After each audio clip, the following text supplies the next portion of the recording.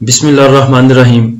आज के सेशन की बात करें तो इंडेक्स की जो ओपनिंग थी वो पॉजिटिव ओपनिंग थी 109 पॉइंट के साथ। उसके बाद इंडेक्स ने आपको आज का हाई लेवल दिखाया 1,19,290 पे, जिधर इंडेक्स ने 188 पॉइंट सिर्फ गेन किए थे। उसके बाद इंडेक्स का अगर लो लेवल देखें तो वो 1,18,150 का रहा, जिधर इंडेक्स ने 952 पॉइंट लूज किए थे। तकरीबन 1000 पॉइंट आज इंडेक्स ने लूज किया। उसके बाद इंडेक्स की क्लोजिंग देखें तो वो 881 पॉइंट की कमी के साथ 1,18,221 पे रही। वॉल्यूम की बात की जाए तो 350 मिलियन के वॉल्यूम ट्रेड हुए KSE 100 इंडेक्स में, और ये टोटल के टोटल जो वॉल्यूम थे वो के इलेक्ट्रिक की वजह से थे। टॉप एक्टिव स्टॉक में देखें तो सबसे ज्यादा जो वॉल्यूम आज जनरेट हुए वो के इलेक्ट्रिक में हुए, तकरीबन 246 मिलियन के या 247 मिलियन के।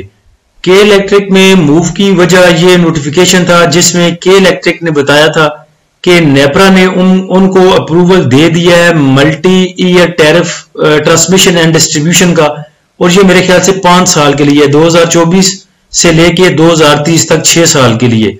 तो इस वजह से आज मूव थी कि इलेक्ट्रिक में ज्यादा जो है वो वॉल्यूम जनरेट हुए। और इसके अलावा भी अगर देखें टॉप एक्टिव स्टॉक में तो सब कचरा स्टॉक, शापर स्टॉक जो है, जो आंधी आती है तो उड़ना शुरू हो जाते हैं, और वो भी यूज शापर जो होते हैं जो कि बाहर कूड़ा करकट के ढेर में पड़े होते हैं। देख लें जितने भी आपको निशान नजर आ रहे हैं तो टॉप एडवांस में तमाम ही रेड है। एनसी का भाई पूछ रहे थे क्या है, तो ये नॉन कंप्लाइंट है। जो भी शेयर जो आपका PSX है, NCCPL, उनकी जो रूल्स एंड रेगुलेशन है उनको फुलफिल नहीं करते तो नॉन कंप्लाइंट में आते हैं। तो देख लें आज कौन से स्टॉक चले जिसमें WTL, टैली, PTC, कॉसम, STPL और FFL तमाम ही छोटे स्टॉक हैं जिनमें आज वॉल्यूम देखने को मिले। उसके बाद कुछ भाइयों को बड़ी जल्दी थी बाय करने की, और जब आपका इंडेक्स 1,20,500 पे मूव कर रहा था तो तब मैंने कहा था कि जरा सब्र करें, ब्रेक पे पांव रखें, करेक्शन आने दे थोड़ी सी, या डिप आने दे, कोई बैड न्यूज आने दे, कुछ भी आने दे, लेकिन अभी 1,20,500 पे कैश अपनी रिलीज करवाएं, कैश फ्री करवाएं। और ये गला खुश्क हो गया था मेरा ये बातें कर करके। तब मेरे ख्याल से लगता था भाइयों को ये अब 1,25,000 पे जाकर हमारा इंडेक्स खड़ा होगा या 1,30,000 पे खड़ा होगा। तो 1,20,500 से लेके आज तक की बात करें तो तकरीबन आपका इंडेक्स 2200 पॉइंट लूज कर चुका है। जो चीज उस टाइम 400 की मिल रही थी अब वो तकरीबन 360 पे आ चुकी है। अब बाय करने का टाइम है। अब आप डर के वो कोने खुदरों में घुस जाएंगे कहीं पे, और अब आपको कैश यूज करने की किसी ने भी सलाह नहीं देनी। वो जो ब्रेकआउट खेलते और लाओ माल, अब देखिएगा उनके मुंह पे भी 12 बजे होंगे और वो भी आपको नहीं कहेंगे कि नीचे जाके बाय कर लो। हालांकि यही अच्छी एक अपॉर्चुनिटी होगी, अगर यहां से नीचे हमारा इंडेक्स जाता है तो बाय करेंगे। आज से हमने अपने सिग्नल जो है वो स्विंग ट्रेड सिग्नल वो भी जनरेट करने शुरू कर दिए हैं, और भी आज भी 2 दिए इंशाल्लाह, पहले भी दिया था एक। और उसके आगे भी जो जो हमारा इंडेक्स नीचे जाएगा, स्टॉक्स में करेक्शन आएगी, डिप में जाएंगे, लेने के काबिल होंगे तो इंशाल्लाह साथ साथ जो है स्विंग ट्रेड सिग्नल जनरेट किए जाएंगे। अब चीजें लेने का टाइम है तो हमें कोई भी आगे ज्वाइन नहीं करेगा। जब हम घुंघरू तोड़ रहे होते हैं, जब हम बड़े खुश होते हैं और अपनी वो किस्से सुना रहे होते हैं कामयाबियों के कि हमने ये चीज नीचे बाय की थी, अब हम इसमें प्रॉफिट टेकिंग कर रहे हैं, तब भाई आके हमें मैसेज करते हैं कि हमें अपने ग्रुप में ज्वाइन कर लें। तब क्या फायदा है जब हम प्रॉफिट बुक कर रहे होते हैं। असल आपको तब आना चाहिए जब इंडेक्स में करेक्शन हो, जब हम स्विंग ट्रेड सिग्नल दे रहे होते हैं, तब आपको आना चाहिए बाय करने के लिए। आज के टॉप पॉइंट कंट्रीब्यूटर देखें अगर, तो स्टॉक्स में सबसे ज्यादा KEL ने पॉइंट ऐड किए और सिर्फ 92 पॉइंट। उसके बाद PSEL ने 61 पॉइंट, ATRL ने 36 पॉइंट। और नेगेटिव पॉइंट में अगर देखें तो सबसे आगे एंग्रो है जिसने 107 पॉइंट लूज किए। उसके बाद system, PSO, FFC, OGDC, PPL, MEBL, BAHL, UBL। और देखें स्प्लिट की खबर पे पहले जो लाख में हो चुका वो भी सबको पता है। उसके बाद बोनस शेयर दिए मारी ने, मारी के साथ जो हुआ वो भी सबको पता है। उसके बाद एयर लिंक ने जब अनाउंस किया था कि हम स्प्लिट करने जा रहे हैं तो उसको कैसे चिपेड़ी मारी है अवाम ने, वो भी आपको पता है। तो आज कुछ भाई पूछ रहे थे कि सिस्टम को ले लें यहाँ पे इस पे एक्स होने से पहले, यानी कि स्प्लिट होने से पहले। तो देखिए जिनका बहुत दिल करता है वो 30% तकरीबन उठा लें। अगर आपने 1000 लेना था फॉर एग्जांपल तो 300 भी ले लें और 300 स्प्लिट होने के बाद जाके देखेंगे कि क्या करना है। अगर तो आपके पास ये 30% आप उठाते हैं, स्प्लिट होने के बाद अच्छी मूव देता है तो ठीक है, आपके पास पड़ा होगा 30% जितना भी आपने लिया है। और अगर नीचे की मूव देता है जैसे कि लक ने किया, तो स्प्लिट होने के बाद अगर सिस्टम और नीचे जाता है तो बाकी जो आपने खरीदारी करनी है, बाकी जो बाइंग करनी है, एवरेज करनी है, ऐड करना है, वो जाके फिर नीचे जाके किए जा सकते हैं।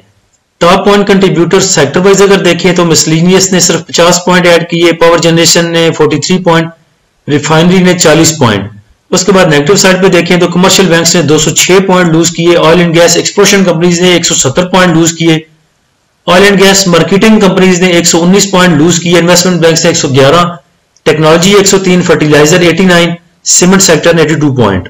इंडेक्स के रेंज बाउंड रहने की वजह सबको पता है और ये कुछ मुझे नहीं लगता कुछ ज्यादा पैनिक सिचुएशन है।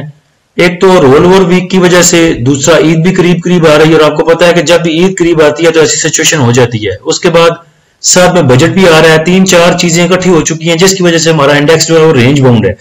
जो इन्वेस्टर है वो देखना चाहता है कि बजट कैसा अनाउंस होता है, उसको देख के उसके अकॉर्डिंग आगे फिर जो है वो बाइंग सेलिंग की जाए। तो मेरे ख्याल से अब ये छुपने का मौका नहीं है रेड चीजों के पीछे, बल्कि बाहर आने का मौका है और यहाँ पे चीजों को बाय करने का मौका है। जो चीज नीचे मिलती है उसको लेना चाहिए और जब आपका इंडेक्स ठीक मूव करेगा, रिवर्सल बनाएगा, तो फिर वहां पे प्रॉफिट टेकिंग की जाएगी। आज के सेशन का फीपीलीपी अगर देखें तो बैंक्स की बाइंग है 16.89 मिलियन की, ब्रोकर की बाइंग 0.22 मिलियन की, कंपनीज की बाइंग 0.37 मिलियन की, फॉरेन कॉर्पोरेट्स की सेलिंग 0.62 मिलियन की, फॉरेन इंडिविजुअल्स की बाइंग 0.10 मिलियन की, इंडिविजुअल्स की बाइंग $500,000 मिलियन की, इंश्योरेंस कंपनीज की बाइंग $500,000 की, म्यूचुअल फंड ने सेल किया 17.72 मिलियन का, एमबीएफसी की बाइंग 0.02 मिलियन, अदर ऑर्गेनाइजेशन की सेलिंग 0.46 मिलियन की, ओवरसीज पाकिस्तानी की बाइंग $0.20 मिलियन की। बैंक्स की और म्यूचुअल फंड की जो सेलिंग है और या बाइंग है ये डेट मार्केट में है। बैंक्स ने 17 मिलियन का दिया और म्यूचुअल फंड ने उनसे ले लिया।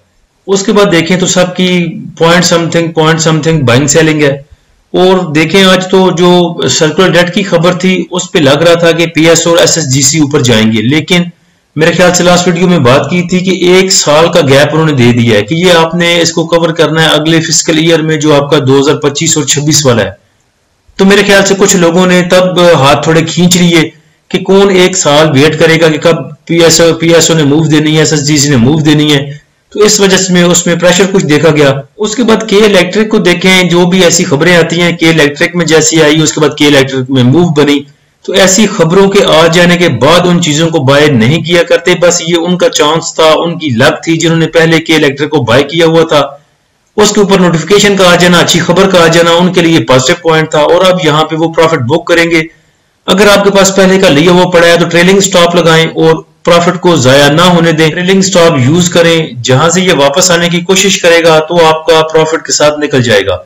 जब भी हमारा इंडेक्स ऑल टाइम के हाई के पास और हमारे स्टॉक जो है वो ऊपर मूव कर रहे होते हैं तो हम बाइंग नहीं करते बल्कि सेलिंग करने को प्रेफर करते हैं। अब चूंकि इंडेक्स में थोड़ी करेक्शन आ रही है, चीजें नीचे मिल रही हैं, पीएसओ, ओजीडीसी देख लें, एसएसजीसी देख लें, एचकार देख लें, कोई भी स्टॉक देख लें, सब जो है करेक्शन के फेज में और नीचे जा रहे हैं। कुछ में एक्युमुलेशन हो रही है, कुछ में, और कुछ जो है वो अच्छे रेट्स पे मिल रहे हैं। तो अब हम इंशाल्लाह इंडेक्स के अकॉर्डिंग जो है वो बाइंग करेंगे। तो अगर कोई भाई हमारा प्रीमियम ग्रुप ज्वाइन करना चाहते हैं तो नीचे दिए गए व्हाट्सएप नंबर पर राब्ता कर सकते हैं। अल्लाह हम सबका हामी नासिर हो। इजाजत दीजिए, अल्लाह हाफिज।